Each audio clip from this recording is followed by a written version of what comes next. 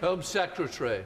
Thank you, Mr Speaker. Let me thank the Shadow Home Secretary for his remarks and for the tone in which he's reflected on this horrific murder and the words of the family, which obviously he knows I share as well. Let me just say his initial point, I would normally let it slide, Mr Speaker, but I think there's far too much misinformation floating around social media for me to just leave this one unchallenged. On the government coming to the House, he will know that the proceedings and sentencing concluded at 4 o'clock yesterday. We said we would come immediately thereafter to the House, and we have presented ourselves here today.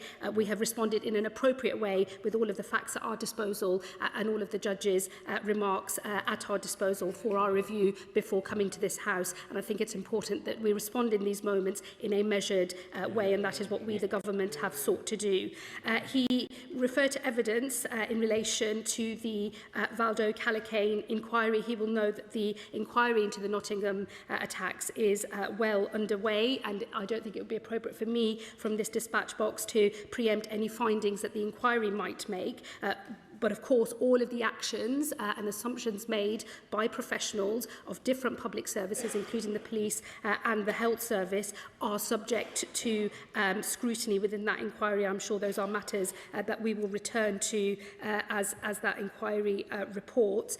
He did refer to the findings of Phase 1 of the Southport inquiry in relation to those horrific murders and the findings in relation to how the public service systems in that case, in relation to Axel Rudab-Cabana, centred the danger he might have posed to himself given his mental health diagnosis and did not take into account the danger he posed potentially to others.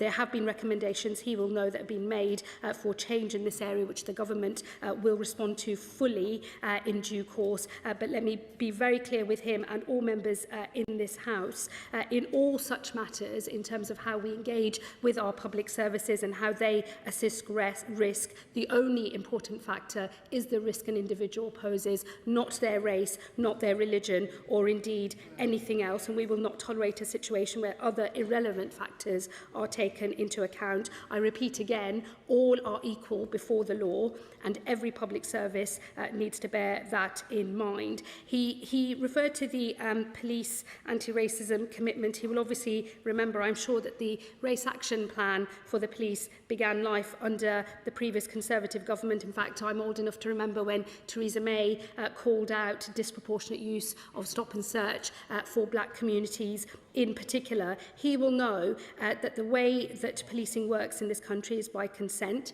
It is important that the police retain the confidence of all of the communities that they police, and that there has, I think he would acknowledge, being a history and a context here relating to racism and the police. Whatever changes are made, it is important that nobody overcorrects or course corrects such that all of us as citizens are no longer equal before the law. And this government will always ensure that in fulfilling their sacred duties to keep our communities safe, that the police always act without fear and favour and always ensure that every citizen is treated equally. But I'm sure he wouldn't want to do down or ignore historic and legitimate concerns that there have been from some communities about institutional racism as well as differential treatment.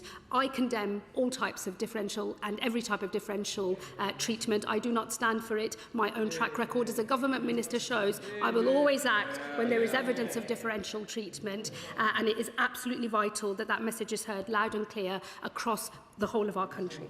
Lauren Paffett.